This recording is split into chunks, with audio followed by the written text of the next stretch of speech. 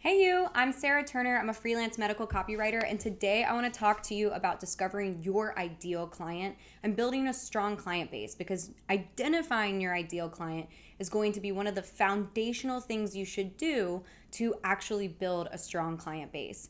And there are a couple of questions I want to answer throughout this video, like how do you figure out who your ideal client is? Are there certain types of clients you should stay away from? What happens if you get a client that isn't a good fit? And then I'll tell you a little bit about how I figured out who my ideal client was, and then I'll tell you a little bit about some personal mistakes I made when kind of figuring out who my ideal client is. At this point in the game and in the process, I've kind of figured out who my ideal client is, so it doesn't really happen all too often where I end up actually working with them.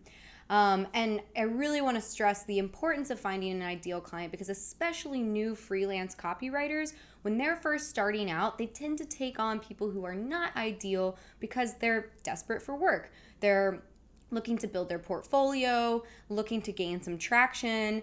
And I really encourage my students to not take on these non-ideal clients even very, very early on when you don't have a ton of experience or portfolio pieces, because really it's important to keep in mind that any time and energy you spend on a non-ideal client is time and energy you can't spend on an ideal client. So really it's draining.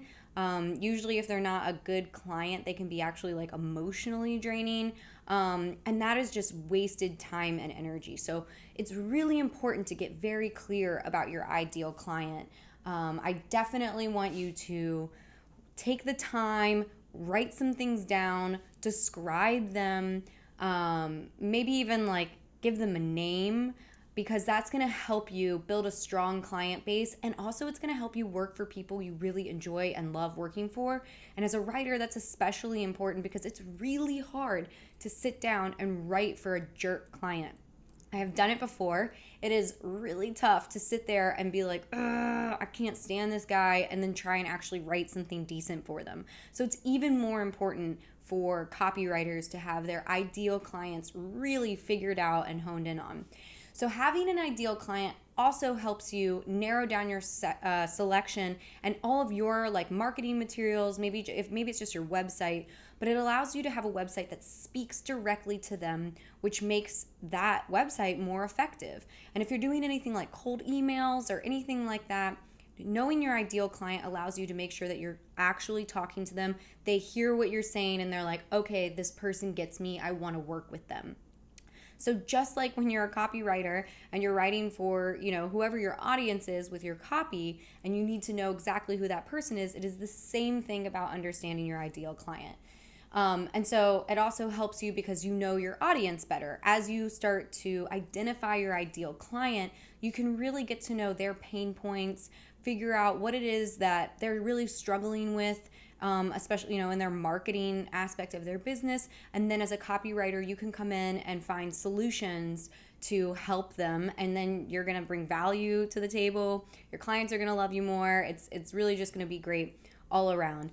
Also, as copywriters, when you get to know your ideal client better, you can also get to know their audience better, which is just going to make everything you do so much more effective. So really get specific. Picking and identifying, your ideal client, I encourage people to make avatars where you actually describe like everything about them. It can be one person that you kind of just imagine when you're, perusing the internet to try and reach out to new clients. So that's going to just make everything so much more effective the more specific you get. I mean, you can give them a name, you can describe what they look like, who their friends are, what publications they read. Anything that can get more specific is going to make everything you do in your outreach more successful. One of my favorite examples of this is Anthropologie, the store that a lot of women really love. They don't spend money. Maybe you've noticed this, maybe you haven't. Anthropologie doesn't spend a lot of money on traditional marketing. They don't do any ads, they don't do any billboards. They really curate an environment within their store which continues to bring people back to their store, and it's made people really, really love this store. So Anthropologie, when they talk about their marketing strategy, it's super different from a lot of people, but one of the things they attribute their success to is that they have their avatar so down and so specific. I mean, they have pages and pages describing this very particular type of woman who loves to come in their store. I mean, they describe her life story, they describe what her family's like, her hopes and dreams, how she feels about travel, how she feels about her children, how she wants you to feel when you come into her home. So it gets really specific and it digs deep. And that allows Anthropologie to curate a store that speaks directly to the kind of woman that either is exactly like their avatar, or the kind of woman who wants to be like that avatar. So it works really well. They have a really interesting mindset about identifying their ideal client, and I just think it speaks volumes to anyone who's trying to identify an ideal client. So keep that in mind and get really, really specific when you do start to think about who your ideal client is. It matters a lot. It really does. If you keep going without identifying your ideal client, you might find that you're spinning your wheels. It's a little bit harder to get people's attention. It's a little bit harder to actually speak to the people and find the people you want to work with. So this is also why it's super important to have a niche. It's not to box you in and you're not married to it for life, but it helps you get more specific about your ideal client. And without it, you can be lose focus, be really distracted, pulled in a lot of different directions. Another thing that you should keep in mind when you are figuring out your ideal client is within your niche, look at who's spending money on marketing, right? So are they running Facebook ads? Are they running Instagram ads? Do they have a robust website? Does it look like they're using SEO on their website? Are they on Groupon? Do they have regularly published blogs? Do those blogs have a CTA or a call to action at the end where they're getting people to actually do something? Do they have email lists? If so, sign up for their email list and see what it looks like, if you can improve. Do they have opt-ins? Opt-ins are when you go to a website and they try and get your email in exchange for something. If it's just a discount, that's not really an opt-in. But if you go to a website and they're like, hey, we have this recipe book for you, go ahead and give us your email and we'll send that over to you. That is somebody who's spending money on marketing. And one of my favorite things is to go ahead and use the Facebook and Instagram algorithm for you to make it, work for you. And it's one of those times where I'm kind of like, oh, thank you, Instagram, for totally listening to me and reading my mind. I know it's a little creepy, but you can totally start searching for things within your industry or other certain ideal clients, and you'll start to get ads that are related to whatever it is you're searching. So sometimes, I'm getting ads for things that I myself am not interested in, right? For example, I don't have kids yet, but I've had to do research where it involved things for children. And so I start doing a little bit of research, start clicking on Instagram profiles or Facebook profiles that might make them think that I have kids or I'm expecting or something like that. And then I'll start to get ads for those things. So you can really you can kind of use those as a tool to make it work for you and make your job a little easier. So if you find an ideal client, a really good thing to do is to see who else is in their industry that's similar to them, who's their competition, who's their ally, who's somebody they look up to. Those could be potential ideal clients. Another good place is once you do find an ideal client, where are they hanging out? What trade shows are they going to? What events are they going to? What conferences are they speaking at? And then you can just go, when you find something like that, it's often a gold mine of other ideal clients. That's how I've discovered a lot of ideal clients is I'll see somebody who is at a conference and I'll start to dig down the rabbit hole and be like, oh, these are all the other people speaking at that conference. Start to follow them on social media so I can see kind of how they're behaving, if they are an actual ideal client, and then I go from there. You can use a lot of online tools to kind of figure out who your ideal client is. Another great thing are Facebook groups. Find Facebook groups in your niche, either where your audience of your ideal client might be hanging out or where your ideal client might be hanging out themselves. If it's e-commerce store owners, there are a lot of great Facebook groups for e-commerce store owners. You can start hanging out in there. You'll start seeing people talking, probably noticing who's got questions, who you maybe can help. So really, this is one of those times where it's kind of okay to go down the rabbit hole. Definitely don't want to make it a form of procrastination, but it's a lots of great tools to kind of figure out who your ideal client is. And then I want to talk a little bit about some warning signs of monster clients. So I always say, first and foremost, trust your gut and walk away early. If you feel like something is off, if you feel like something is not right, it is not worth it to stick around. No matter how new you are to this and no matter how early it is, I know that sometimes when we're starting out as writers, you can kind of like not have a lot of confidence and tend to take on somewhat even abusive clients because you're like, well, I'm a newbie. I guess I like don't deserve better. I don't know. It's a weird thing how our mindset gets wrapped up in the type of clients we take on. But it is energy wasted. So walk away early. If something feels off, really trust your intuition and just walk away. There are so many clients, potential clients out there in this world, like really almost an endless number of clients. So really, really, really don't sacrifice your values or anything. Just once you feel it in your gut. But here are some 5 warning signs that I have found. One is that they don't treat you with respect. If somebody doesn't treat me with respect, I walk away immediately. You are a copywriter and you are bringing just as much value to the situation as your client is. You are teammates, you are partners, and yes, they may be the client, but there is absolutely no reason for them to not treat you with respect. Another warning sign is that they expect you to be available all the time. If you are a freelancer, you could have anywhere from like 10 to 20 clients, and it is just impossible for you to be available all the time for all of those people. So if they expect you to start hopping on calls without any notice or joining their Slack groups and being a part of the conversation all day long, those are signs, and again, you should try and like establish the boundary first because they might not be aware of it. But if they keep pushing back and expect you to be there all the time like a employee, that is a major warning sign. Definitely time to walk away. The other thing is sometimes I've come across clients where they treat you like you owe them something. Again, this kind of goes back up to the not treating you with respect, right? But if they're treating you like you owe them something or they're condescending, major red flag, walk away, totally not worth it. Another one is if they try and get you to work for free. Again, they're trying to get the upper hand, treat you like an employee, and it's not the foundation for a good, long-lasting relationship. So if they are trying to get you to write for free, major red flag, walk away. And then another one would be that they're slow to make their final payments. So the way I recommend you protect yourself from this is you request 50% upfront as a deposit to actually start the project, and then you collect 50% when the first draft is complete. And I say first draft because at that point, you and your edits are the only collateral you have to get that final 50%. So I don't do any edits until the project is paid in full. And that is a way to kind of protect you. But if you have a client who that last 50%, they tend to take a really long time to pay, that's a red flag. Just don't even continue with projects. Even if they pay, sometimes this has only really happened to me a few times, and I just kind of bring it to their attention like, hey, these are due on the date that I submit the first draft. And, you're a little slow to do that. That's kind of, not the expectation I have in working together.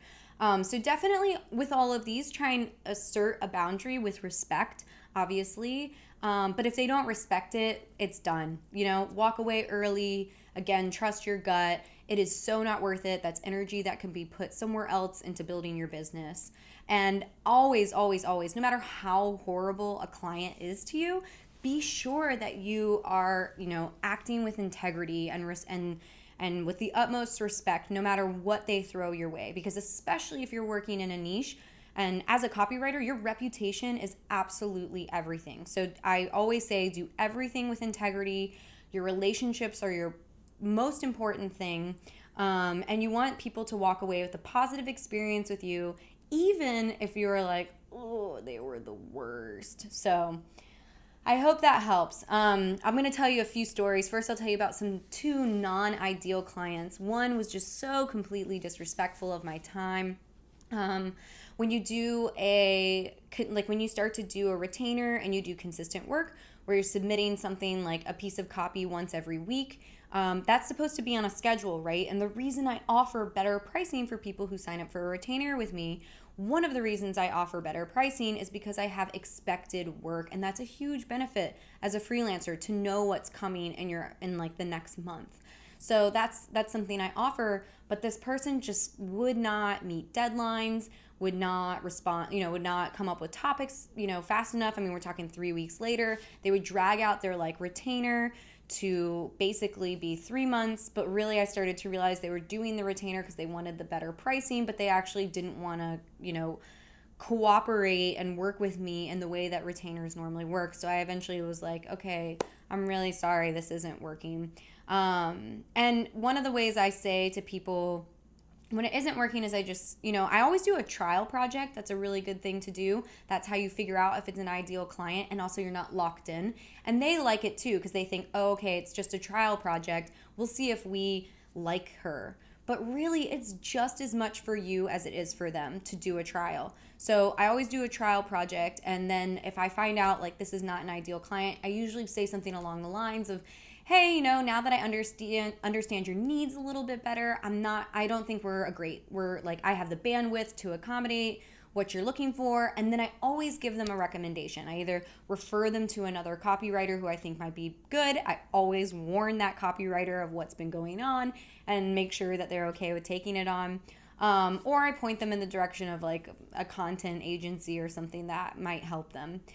So that's how I would kind of deal with that situation.